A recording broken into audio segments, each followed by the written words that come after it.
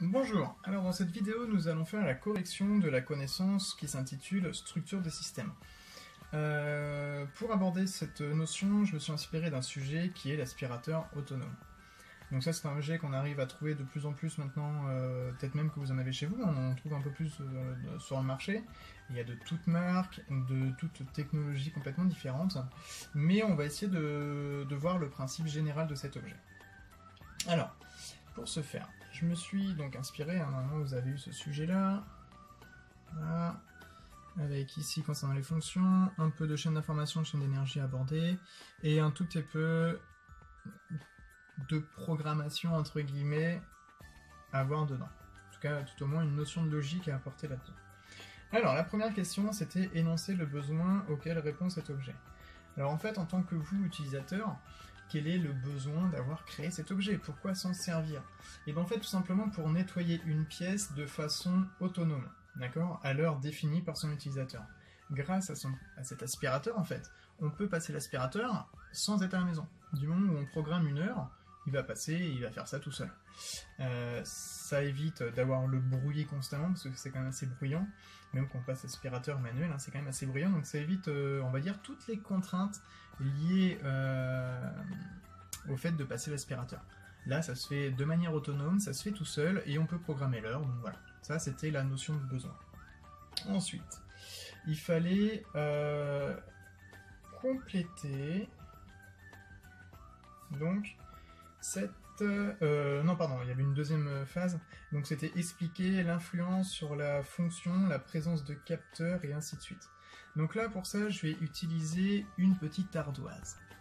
Et pour répondre à cette question, on va faire un schéma bêta-corne. Et le schéma bêta-corne, il ressemble à ça. Souvenez-vous, hein, ça ressemble un peu à un bovin, par exemple, avec une tête et des cornes. Donc schéma bêta-corne. Alors, le schéma bêta-corne, il y a en tout 4 choses à remplir. Le produit, déjà dans un premier temps, où il faut mentionner le nom du produit. Ici, on va voir tout à l'heure que ça va être le robot aspirateur. Le à qui rend service le produit, donc à qui, ça va être à l'utilisateur. Ensuite, sur quoi ça va agir? Bah, bien sûr, ça va agir sur le sol de la pièce, hein, ça va le nettoyer.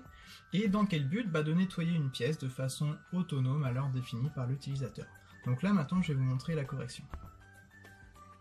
Et voilà, comme par magie, la réponse arrive directement sur ma tablette, sur ma petite ardoise. Donc ici, comme j'ai dit tout à l'heure, à qui rend-il service? Donc à l'utilisateur. Désolé, j'ai pas mon grand tableau dans ma salle, donc je fais avec les mains du vent. Donc c'est petit et c'est mal écrit, mais bon, ici, donc à qui rend-il service? Donc à l'utilisateur. Sur quoi agit-il? Sur le sol de la pièce, donc la surface. Bien sûr, le produit, ça va être le robot. Et enfin, ça va permettre de nettoyer, donc dans quel but, hein, de nettoyer une pièce de façon autonome à l'heure définie par l'utilisateur. Voilà. Ensuite, il y avait une troisième question. Alors, la troisième question, c'était de compléter le schéma que vous avez. Donc, il y avait un schéma avec marqué les contraintes, fonctions techniques, solutions techniques. Alors, on n'oublie pas, une fonction technique, c'est toujours un verbe à l'infinitif. Ça commence toujours par un verbe à l'infinitif. Et une solution technique, c'est un objet que l'on va, on va dire, qu'on va pouvoir toucher directement physiquement, d'accord, pour répondre à cette fonction technique. Alors, ici, la contrainte, c'est d'être autonome. Alors, pour être autonome, il y a plusieurs choses. Il y a être autonome en énergie, le fait de pouvoir se recharger, le petit manquant donc à trouver, que je vais vous donner tout à l'heure en réponse, gérer son déplacement et bien sûr se déplacer.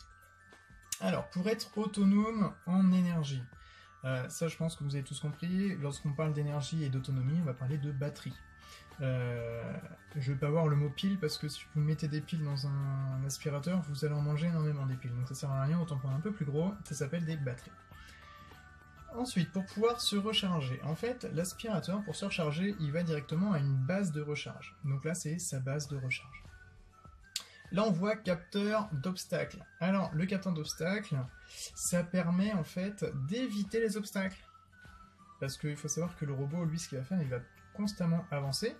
Et lors de la première utilisation, il va cartographier, c'est-à-dire qu'il va se cogner un peu partout, pour pouvoir, lui, dans son intelligence, dans son petit cerveau d'aspirateur, de pouvoir cartographier votre pièce. Et donc, pour la prochaine utilisation, il ne va plus se cogner, mais il va les éviter. Alors bien sûr, ne vous amusez pas non plus à changer les meubles de place parce que il va être perdu. Hein. Et à chaque fois, lui, dans tous les cas, lorsqu'il va se cogner quelque part, il va l'enregistrer dans sa base de données pour éviter de se recogner la prochaine fois. Et ensuite, gérer les déplacements. Donc là, il y avait les réponses, hein, c'était le programme, et se déplacer, moteur, courroie, roue. Voilà. Alors ensuite, il y avait une chaîne d'information et une chaîne d'énergie à compléter. Donc, pour acquérir, donc là, je vais commencer par le début, je vais faire toute la chaîne d'information et ensuite je vais faire la chaîne d'énergie. Alors, vous suivez bien dans la chaîne d'information, pour acquérir une information, ça, il n'y a pas 50 000 choses, ça vous le savez, ce sont les capteurs. Et en l'occurrence, ici, ce sont des capteurs d'obstacles. Ensuite, ce qui sert à le petit microcontrôleur, là, ce qui est écrit, programme, à quoi sert-il? Et bien après acquérir, ça va être traiter l'information, donc c'est le mot traiter. Alors, ensuite, transmettre, donc c'était marqué, fil de connexion, et vous avez vu, le transmettre va directement dans la chaîne d'énergie, on va voir ça après. Et pour communiquer à l'utilisateur, en fait, c'est un afficheur. Voilà. Alors, ensuite, on va descendre et on va s'occuper de la chaîne d'énergie. Alors, la chaîne d'énergie alimentée, on en a parlé tout à l'heure, c'était les batteries. Ensuite, l'interrupteur, bouton de programme, c'est distribuer. Ensuite, voilà, là j'ai été méchant, là, il n'y a pas de réponse pour les deux. Et ben, souvenez-vous, la chaîne d'énergie, c'est alimenter, distribuer, convertir et transmettre. Donc là, c'était le mot convertir, et en convertir, il n'y a pas 50 000 choses qui convertissent une énergie électrique en un mouvement de rotation, donc une énergie mécanique, c'est le moteur électrique. Et enfin, dans transmettre, il y a deux choses. Il y a la poulie, qui va entraîner ensuite les roues. Donc, qui dit poulie, dit courroie. Poulie-courroie. Sur un vélo, on appelle ça des chaînes ou pignons, avec une... voilà, pignon-chaîne, ou poulie-courroie. D'accord? Ça, c'est les notions à avoir.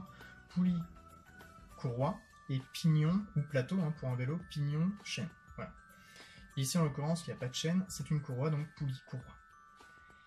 Ensuite, donc l'énergie initiale, là, je vous l'ai dit tout à l'heure, étant donné que ce sont des batteries que l'on va mettre à l'intérieur pour pouvoir gérer son autonomie, ça va être une énergie électrique.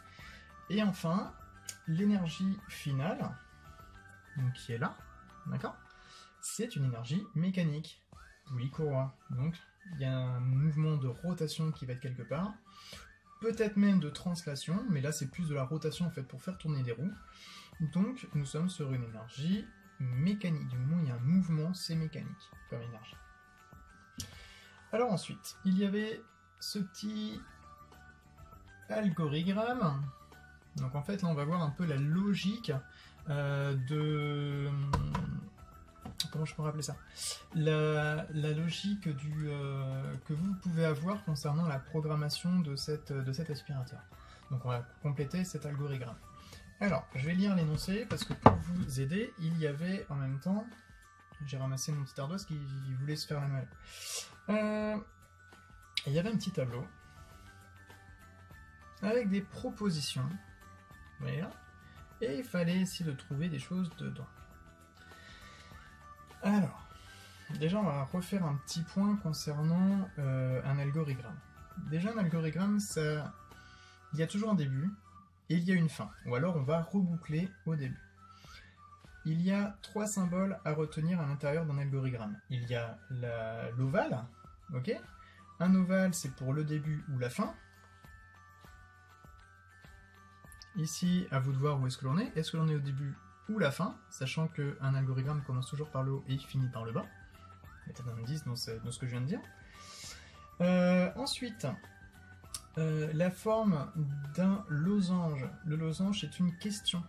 Okay, on va informer, on va utiliser tout simplement les capteurs qu'il y a à l'intérieur d'un objet technique lorsqu'on fait un algorithme. Donc là, c'est lorsqu'on va se poser une question. Là, vous avez vu, il y a deux losanges. Donc il fallait voir quelles étaient les questions qu'il y avait à l'intérieur de notre tableau. Et enfin, le rectangle, lui, va utiliser, en fait, ça va être une action, on va utiliser les actionneurs. Ok? Alors, je vais lire l'énoncé. Donc, complétez la partie de l'algorithme ci-dessous, qui déclenche le retour à la base du robot aspirateur. Le retour à la base. Sous certaines conditions. Il fallait voir le fonctionnement. Ok? Alors, il y a quoi comme condition qui permet au robot de revenir à sa base? Il y en a deux. Soit la batterie est déchargée, en quel cas il ne va pas s'arrêter en plein milieu de votre salon, il va devoir rentrer pour se recharger et repartir où il était. Ou soit, tout simplement, il a fini d'aspirer, donc il va devoir retourner à la base. Alors, à vous de voir pour trouver les solutions à l'intérieur de ce tableau. Moi, ce que j'ai mis dans un premier temps, comme la première question du tableau, c'était la tension de la batterie est-elle inférieure à 11 volts, je l'ai mis ici, dans le premier. Ok? Donc en fait, c'est-à-dire qu'il va commencer à être déchargé en batterie, donc il va pas pouvoir aspirer ni pouvoir faire la suite. Donc, si c'est oui, ici qu'est-ce que l'on met? Retourner à la base. Ok? Et enfin, pour la deuxième question qui est sur le côté là, moi j'ai marqué le cycle de nettoyage est-il terminé? Si c'est oui, retour à la base.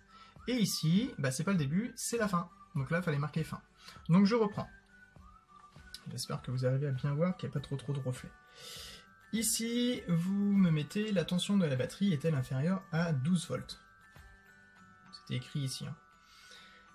Si c'est non, ok, pas de souci. Est-ce qu'il a fini de faire son cycle? Est-ce que le cycle de nettoyage est-il terminé? Si c'est oui, et bien directement on va retour à la base. Si c'est non, et on retourne au début en fait. C'est-à-dire en fait, il va continuer son cycle de nettoyage parce que d'une, la batterie n'est pas terminée, et de deux, il n'a pas fini d'aspirer. Donc, dans tous les cas, il ne va pas rentrer à la base directement tout de suite. Donc ici, c'est retourner à la base, et enfin là, c'est fin. Et voilà, normalement, j'ai terminé avec la correction de l'aspirateur autonome. J'espère que ça vous a plu, que vous avez appris certaines choses, certaines notions, et que vous avez pu corriger votre copie. Merci.